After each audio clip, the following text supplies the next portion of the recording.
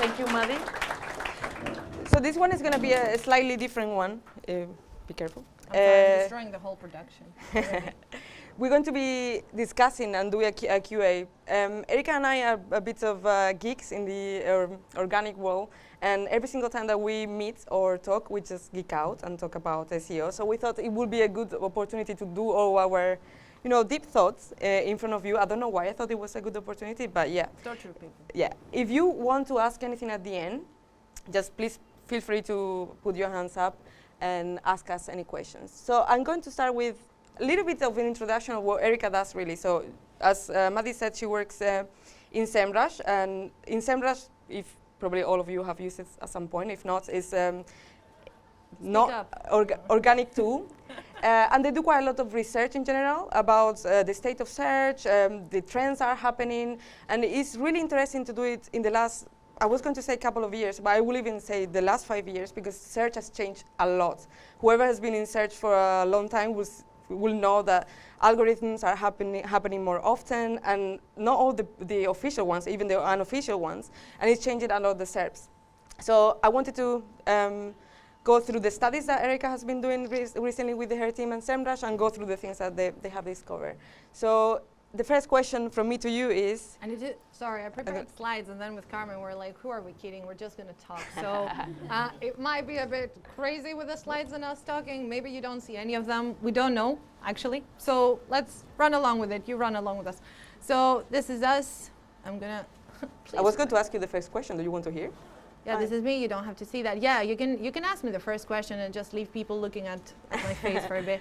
The first question really is, how much has the search state has changed, and is there anything in particular that you would like to flag? How much the search has changed compared to what? So there's no easy way to answer that, because search has always been quite volatile. Well, we're talking about Google especially, right? And we're all used to conversations, the SEO world especially, like, oh, did you see this update? It was a huge one, volatility in the SERPs. But I feel like the last 3 years have been cataclysmic in terms of changes. And we definitely see that as well at SEMrush with the data we collect. I'm going to try and work through the slides somehow to show this. But before talking about this slide, it's like there's a few things that have happened in the last 3 years that have really changed the world, right? So I am going to drop the COVID once again. I hope we stop doing that soon. But in terms of search, it had a huge impact 2-3 years ago. But then also think about all the developments in AI, which was with us even before COVID, but it all of a sudden seems to be taking over most of the discussions and changing how we perceive searching for information or buying. And then, you have things like the rise of TikTok that you just heard. Some of you may have been here before. And there's things outside search. I think one of the things we do when we work in SEO or in digital marketing, we tend to get very narrow focused, like what did Google do? What is the new feature that they launched? But essentially, Google are there to serve their business purpose, but to do that, they need to go through people. And things like, for example, blockchain has exploded. And this is definitely changing our perceptions around information, around currency, around exchanging information and currency.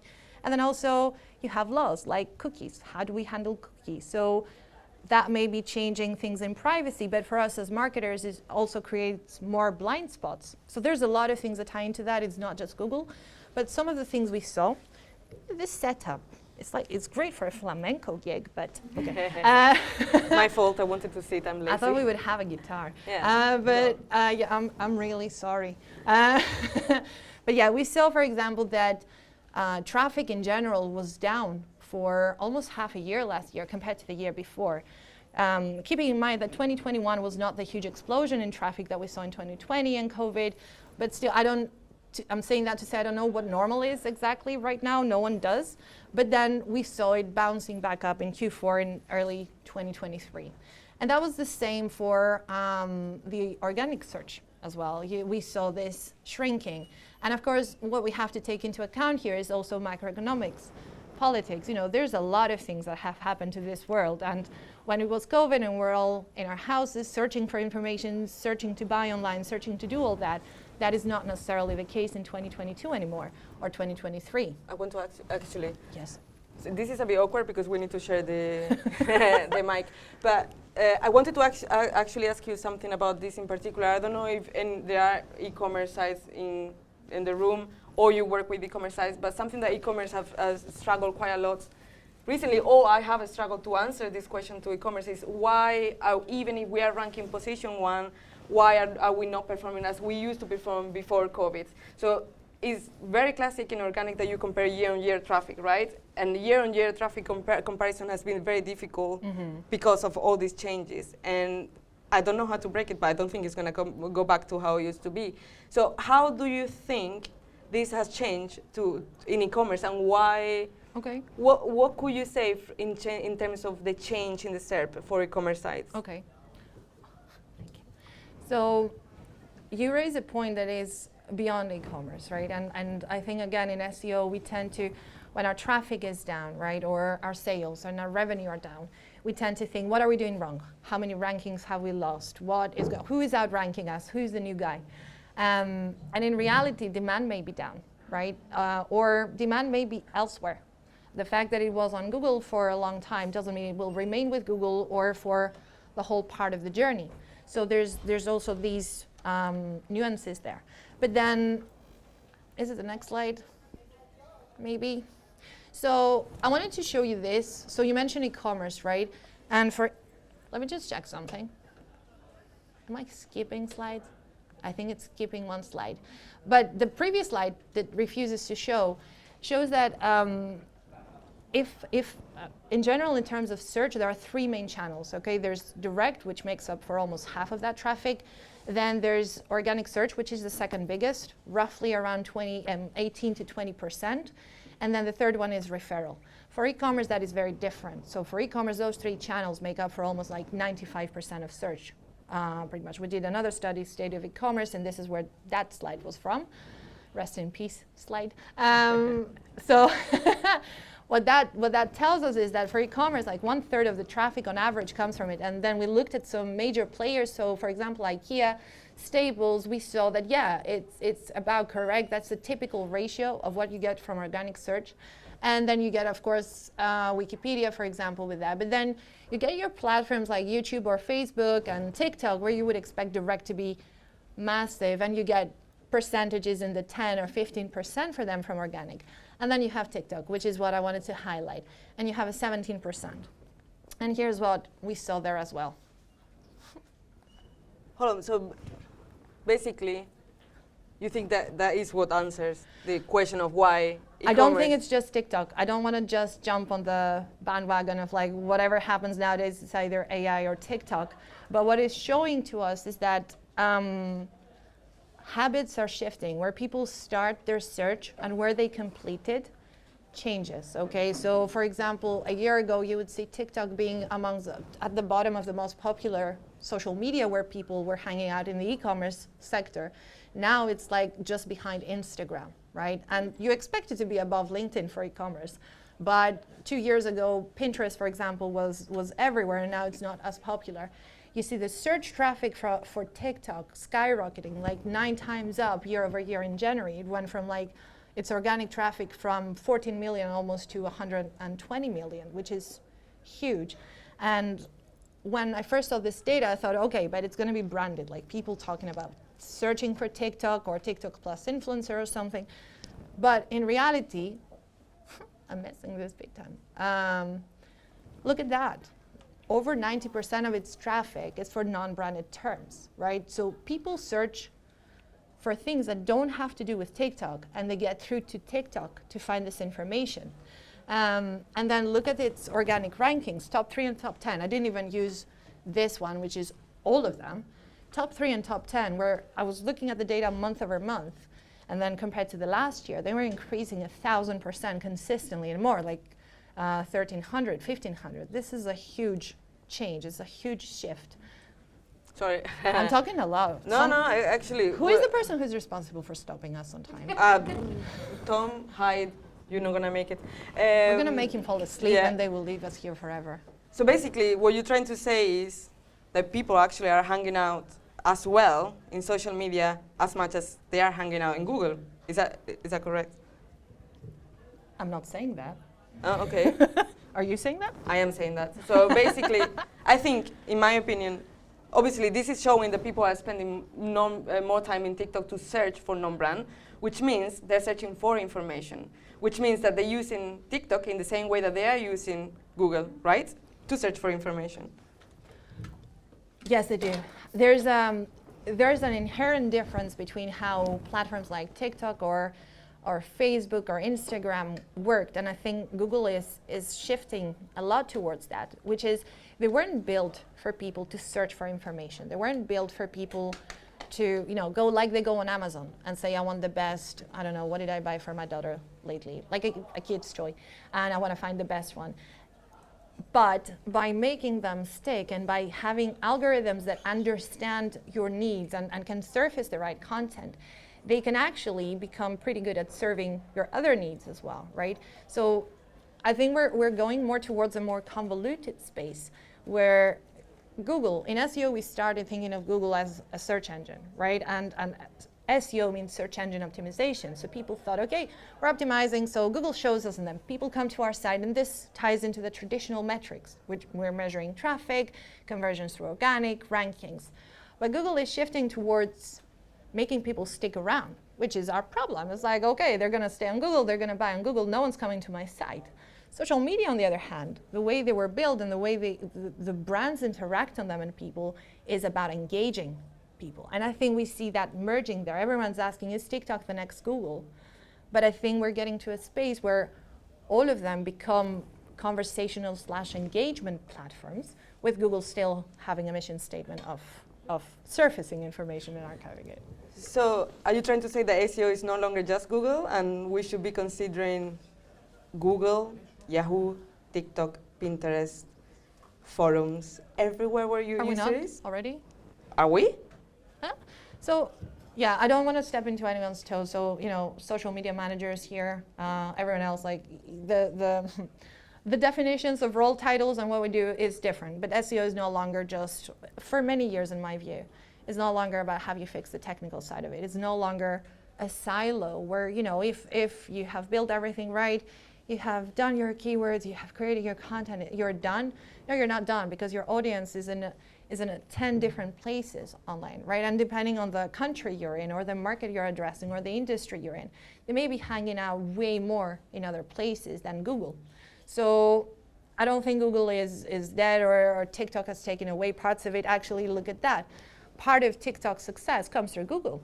It comes through Google surfacing features like that, where short form videos, which is something that probably YouTube failed to jump on first and build it as successfully as TikTok or Instagram did, is you get seen through that. So if I'm in SEO today and I'm thinking, okay, I'm in e-commerce, I want to build my brand. SEO can no longer afford to look past brand. We still have teams split into organic, meaning non-brand, and then a different brand department, and they're siloed. And I think this is a model that is long dead.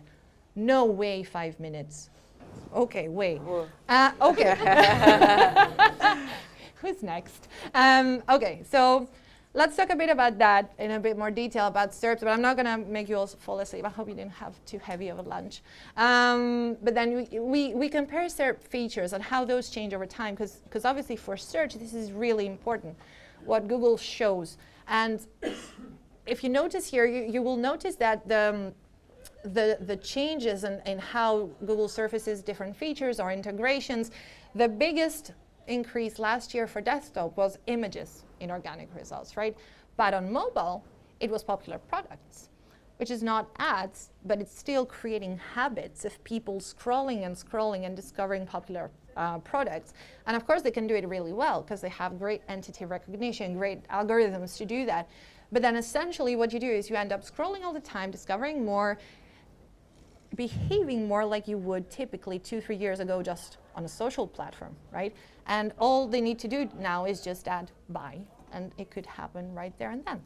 So this is what we saw in general. So we saw last year obviously informational makes up the majority of the searches, but it was a visible downward trend for informational and navigational, whereas commercial and transactional increased.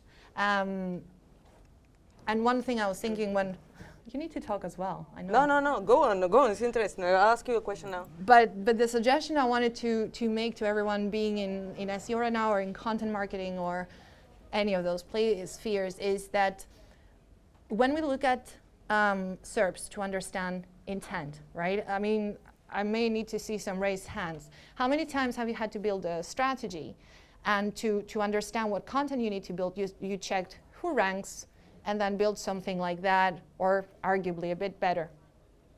Yeah? Okay, good. And how many of you did that despite thinking that what is ranking should not be ranking? It's not the right content for what you thought people are actually looking for.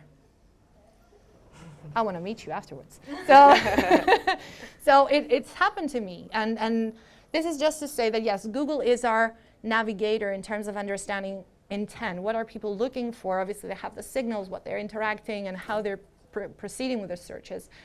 But they also get it right. They also get it wrong.